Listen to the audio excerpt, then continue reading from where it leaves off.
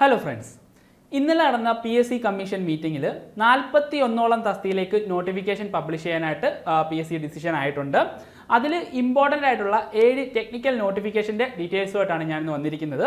നമുക്ക് ഏതൊക്കെയാണ് ഇനി വരാൻ പോകുന്ന പ്രധാനപ്പെട്ട നോട്ടിഫിക്കേഷൻസ് എന്ന് നോക്കാം. ആദ്യത്തേത് അഗ്രികൾച്ചർ ഉദ്യോഗാർത്ഥികൾക്ക് വേണ്ടിയിട്ടുള്ളൊരു നോട്ടിഫിക്കേഷനാണ്. Assistant manager grade 2 state farming corporation of Kerala limited ഡിപ്പാർട്ട്മെന്റിലേക്കാണ് ഈ നോട്ടിഫിക്കേഷൻ പബ്ലിഷ് ചെയ്യാനായിട്ട് പോകുന്നത്.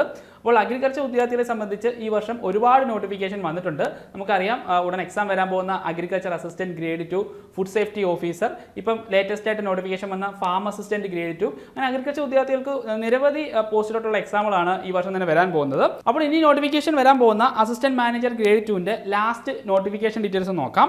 2016 ഈ എക്സാമിന്റെ നോട്ടിഫിക്കേഷൻ ക്ഷണിച്ചിരുന്നത്. ഏജ് ലിമിറ്റ് വരുന്നത് 18 മുതൽ 36 വയസ്സ് വരെ പ്രായപരിധിയുള്ളവർക്കാണ് ഈ അസിസ്റ്റന്റ് മാനേജർ ഗ്രേഡ് 2 എന്ന് പറഞ്ഞ തസ്തികയിലേക്ക് അപേക്ഷിക്കാനാവുക. അതുപോലെ ലാസ്റ്റ് എക്സാമിന്റെ ഡീറ്റെയിൽസ് നോക്കിക്കഴിഞ്ഞാൽ 12 അഡ്വൈസ് ആണ് ടോട്ടൽ പോയിട്ടുള്ളത്. അതുപോലെ ആ റാങ്ക് ലിസ്റ്റ് നിലവിൽ വന്നത് 2019 ഇപ്പോൾ ഈ റാങ്ക് ലിസ്റ്റ് എക്സ്പയർ ആയിട്ടുണ്ട്. അപ്പോൾ ഒരു 12 അഡ്വൈസ് ആണ് ടോട്ടൽ പോയിരിക്കുന്നത്. അപ്പോൾ ഇതിൻ്റെ മെയിൻ ലിസ്റ്റിൽ വരുന്ന കാൻഡിഡേറ്റ്സിൻ്റെ എണ്ണം എന്ന് പറഞ്ഞാൽ 22 പേരായിരുന്നു കഴിഞ്ഞ റാങ്ക് ലിസ്റ്റിലെ മെയിൻ ലിസ്റ്റിൽ ഉൾപ്പെട്ടിരുന്നത്. അപ്പം അത്യാവശ്യം കോമ്പറ്റീഷൻ പ്രതീക്ഷിക്കാവുന്ന ഒരു പോസ്റ്റാണ് അസിസ്റ്റന്റ് മാനേജർ ഗ്രേഡ് 2ൻ്റെത്. ഓക്കെ, അതുപോലെ ലാസ്റ്റ് എക്സാമിൻ്റെ ഡീറ്റെയിൽസ് നോക്കിക്കഴിഞ്ഞാൽ 24.33 മാർക്കായിരുന്നു ആ പരീക്ഷയുടെ കട്ട് ഓഫ് മാർക്കായിട്ട് അന്ന് വന്നിരുന്നത്. അതുപോലെ ഫസ്റ്റ് റാങ്ക് ലഭിച്ച വിദ്യാർത്ഥിക്ക് 34.67 മാർക്കായിരുന്നു ലഭിച്ചത്.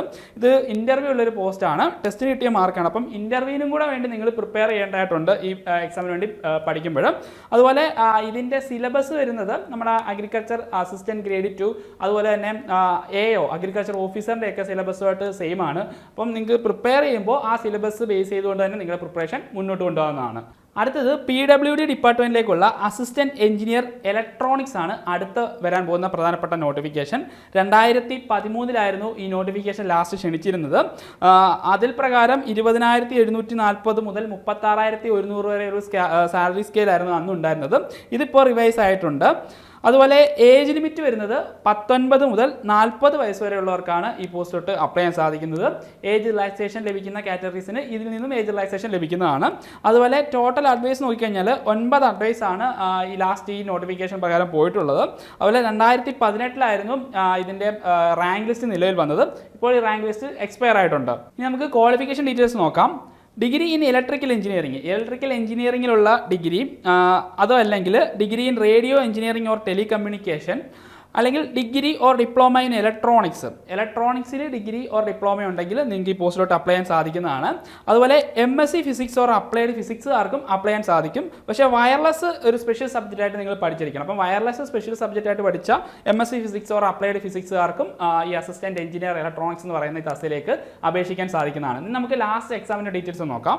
ഞാൻ മുമ്പ് പറഞ്ഞ പോലെ 2018 ഇതിൻ്റെ റാങ്ക് ലിസ്റ്റ് നിലവിൽ വന്നത്. ഇപ്പോൾ എക്സ്പയർ ആയിട്ടുണ്ട്.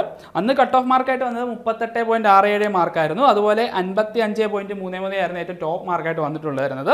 അതുപോലെ ഈ പോസ്റ്റിലും അസിസ്റ്റന്റ് എഞ്ചിനീയർ തസ്തികയിലേക്കും ഇന്റർവ്യൂ ഉണ്ടാകും. അപ്പോൾ നിങ്ങൾ പ്രിപ്പറേഷൻ ചെയ്യുമ്പോൾ ഇന്റർവ്യൂവിനോട് ബേസ് ചെയ്തുകൊണ്ട് തന്നെ നിങ്ങളുടെ പ്രിപ്പറേഷൻ മുന്നോട്ട് കൊണ്ടുപോകാം. അതുപോലെ മെയിൻ ലിസ്റ്റിൽ അന്ന് 60 കാൻഡിഡേറ്റ്സ് ആയിരുന്നു ഇൻക്ലൂഡ് ആയിട്ടുള്ളത്. അപ്പോൾ ഇനി പുതിയ റാങ്ക് ലിസ്റ്റ് വരുമ്പോഴും നമുക്ക് ഈ 60 പേരെ അല്ലെങ്കിൽ ടോട്ടൽ അഡ്വൈസ് അല്ലെങ്കിൽ വേക്കൻസിയുടെ ആനുപാതികമായിട്ടായിരിക്കും റാങ്ക് ലിസ്റ്റ് തയ്യാറാക്കുക. അടുത്ത് വരാൻ പോകുന്ന ഒരു പ്രധാനപ്പെട്ട ടെക്നിക്കൽ നോട്ടിഫിക്കേഷനാണ് സിസ്റ്റം അനലിസ്റ്റ്. ഇത് വിളിച്ചിരിക്കുന്നത് കേരളത്തിലുള്ള വിവിധ യൂണിവേഴ്സിറ്റികളിലേക്കാണ്. അപ്പം ഒരുപാട് വേക്കൻസികൾ പ്രതീക്ഷിക്കാവുന്ന ഒരു പോസ്റ്റാണ് സിസ്റ്റം അനലിസ്റ്റിൻ്റെത്. അപ്പോൾ സിസ്റ്റം അനലിസ്റ്റ് ഈ വേരിയസ് യൂണിവേഴ്സിറ്റിയിലോട്ട് വിളിക്കുന്നത് ആദ്യമായിട്ടാണ്. അപ്പം ലാസ്റ്റ് ഒരു നോട്ടിഫിക്കേഷൻ നമുക്ക് അവൈലബിൾ അല്ല. അപ്പം ഞാനിവിടെ ഇതിൻ്റെ ക്വാളിഫിക്കേഷൻ പറയുന്നത് Kerala state cooperative marketing federation, അതുപോലെ തന്നെ Kerala state cooperative coir marketing federation, പിന്നെ കേരള പബ്ലിക് സർവീസ് കമ്മീഷനിലോട്ടും സിസ്റ്റം അനലിസ്റ്റ് എന്ന് പറഞ്ഞ തസ്തികയിലോട്ട് വിളിച്ചിട്ടുണ്ടായിരുന്നു. അപ്പോൾ ഇത് ബേസ് ചെയ്താണ് ഞാൻ എൻ്റെ ക്വാളിഫിക്കേഷൻ ഡീറ്റെയിൽസ് പറയുന്നത്. നമുക്ക് ഈ സിസ്റ്റം അനലിസ്റ്റിൻ്റെ ഒഫീഷ്യൽ നോട്ടിഫിക്കേഷൻ അടുത്ത മെയ് 1 ഗസറ്റിൽ പബ്ലിഷ് ചെയ്ത് നമ്മുടെ PSC പ്രൊഫൈലിൽ ലഭ്യമാവുന്നതാണ്. അന്ന് നമുക്ക് ഇതിൻ്റെ കൂടുതൽ ഡീറ്റെയിൽസ് അന്ന് ചെയ്യാൻ പറ്റും. ഇപ്പം ഞാൻ ജസ്റ്റ് ഇതിൻ്റെ ക്വാളിഫിക്കേഷൻ ആ ലാസ്റ്റ് പറഞ്ഞ ഡിപ്പാർട്ട്മെൻറ്റിലേക്ക് കടന്ന എക്സാമിനെ ബേസ് ചെയ്തിട്ടാണ് പറയാൻ പോകുന്നത്. MCA BTech in computer science ഉള്ളവർക്ക് ഈ പോസ്റ്റിലോട്ട് അപ്ലൈ ചെയ്യാൻ സാധിക്കും. അതല്ലെങ്കിൽ BTech in any discipline with PGDCA, അതായത് PGDC ഉള്ള ബിടെക് PGDCയും അതുപോലെ ബിടെക്കും ഉള്ള ഉദ്യോഗാർത്ഥികൾക്ക് ഈ പോസ്റ്റിലോട്ട് അപ്ലൈ ചെയ്യാൻ സാധിക്കുന്നതാണ്. അതുപോലെ MSc കമ്പ്യൂട്ടർ സയൻസും യോഗ്യതയുള്ളവർക്കും അപേക്ഷിക്കാൻ സാധിക്കും. ഇതിൻ്റെ കൂടെ തന്നെ അവർ പ്രത്യേക ഒരു ക്വാളിഫിക്കേഷൻ പറയുന്നുണ്ട്. 2 year experience in designing and development of information system in central or state government service. അതായത് സെൻട്രൽ അല്ലെങ്കിൽ സ്റ്റേറ്റ് ഗവൺമെൻറ് സർവീസിലുള്ള designing and development of information സിസ്റ്റത്തിൽ 2 വർഷത്തെ എക്സ്പീരിയൻസും ഉണ്ടെങ്കിൽ മാത്രമേ ഈ സിസ്റ്റം അനലിസ്റ്റ് പോസ്റ്റിലോട്ട് അപ്ലൈ ചെയ്യാൻ സാധിക്കൂ എന്ന് പറഞ്ഞിട്ടുണ്ടായിരുന്നു. അത് ഈ Kerala state cooperative marketing federation ലിമിറ്റഡോട്ടുള്ള തസ്തികയിലേക്കാണ് ഈ ഒരു ക്വാളിഫിക്കേഷൻ പറഞ്ഞിരുന്നത്. അതുപോലെ നമുക്ക് Kerala state cooperative coir marketing federation ലിമിറ്റഡിൽ പറഞ്ഞിരുന്ന ക്വാളിഫിക്കേഷൻ നോക്കാം. MCA BTech in computer science, അതല്ലെങ്കിൽ BTech in any discipline with PGDCA, അതുപോലെ MSc കമ്പ്യൂട്ടർ സയൻസ്, ഇനി അതുമല്ലെങ്കിൽ MSc electronics physics mathematics statistics with PGDCA. ഈ പറയുന്ന ക്വാളിഫിക്കേഷനും പിന്നെ അതുകൂടാതെ 3 year post qualification experience in design and implementation of application software. ഈ മേളിൽ പറഞ്ഞിരിക്കുന്ന ഒന്നാമത്തെ ക്വാളിഫിക്കേഷനും അതുപോലെ design and implementation of application software ഉള്ള 3 വർഷം എക്സ്പീരിയൻസ് ഉള്ളവർക്കായിരുന്നു ഈ സിസ്റ്റം അനലിസ്റ്റ് എന്ന തസ്തികയായിട്ട് അപേക്ഷിക്കാൻ സാധിക്കുന്നത്. അത് ഈ പറഞ്ഞ ഡിപ്പാർട്ട്മെന്റിലേക്കാണ്. അതുപോലെ കേരള പബ്ലിക് സർവീസ് കമ്മീഷനിൽ ഇപ്പം റീസെൻ്റ് ആയിട്ട് സിസ്റ്റം അനലിസ്റ്റ് എന്ന് പറഞ്ഞ തസ്തികയിലേക്ക്, system analyst of senior programmer എന്ന് പറഞ്ഞ തസ്തികയിലേക്ക് നോട്ടിഫിക്കേഷൻ ഇട്ടിട്ടുണ്ടായിരുന്നു. അവിടെ ക്വാളിഫിക്കേഷൻ പറയുന്നത് MCA BTech electrical and electronics അല്ലെങ്കിൽ computer science with 3 year experience in data processing or software development എന്നാണ് പറഞ്ഞത്. അതായത് ഡേറ്റ പ്രോസസ്സിംഗ് ഓർ സോഫ്റ്റ്വെയർ ഡെവലപ്മെന്റിന് 3 വർഷ എക്സ്പീരിയൻസും പ്ലസ് MCA അല്ലെങ്കിൽ BTech ഈ പറഞ്ഞ സബ്ജക്റ്റുകൾ ഉണ്ടെങ്കിൽ നിങ്ങൾക്ക് അപ്ലൈ ചെയ്യാൻ സാധിക്കുന്നതാണ്. അതുപോലെ തന്നെ BTech in any discipline with PGDCA ഉള്ളവർക്കും ഈ പോസ്റ്റിലോട്ട് അപ്ലൈ ചെയ്യാൻ സാധിക്കും. അതായത് PGDCAയും അതുപോലെ BTech ഉണ്ടെങ്കിൽ ഏത് സ്ട്രീമും ആയിക്കോട്ടെ BTech ഉണ്ടെങ്കിൽ നിങ്ങൾക്ക് സിസ്റ്റം അനലിസ്റ്റ് എന്ന് പറഞ്ഞ തസ്തികയിലോട്ട് അപേക്ഷിക്കാൻ സാധിക്കുന്നതാണ്.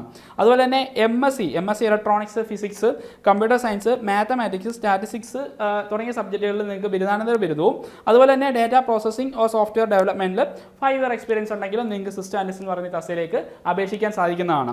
അപ്പം ഈ കേരള പബ്ലിക് സർവീസ് കമ്മീഷനിലോട്ട് നോക്കുമ്പോഴും അതുപോലെ തന്നെ മറ്റ് ഡിപ്പാർട്ട്മെന്റിലേക്ക് നോക്കുമ്പോഴുള്ള ഒരു പ്രധാനപ്പെട്ട ഡിഫറൻസ് ആയിട്ട് വരുന്നത്, ഇപ്പം Kerala state cooperative coir marketing federation ലിമിറ്റഡിൽ 3 വർഷം അഡീഷണൽ ആയിട്ടുള്ള ഒരു എക്സ്പീരിയൻസ് പറയുന്നുണ്ടായിരുന്നു.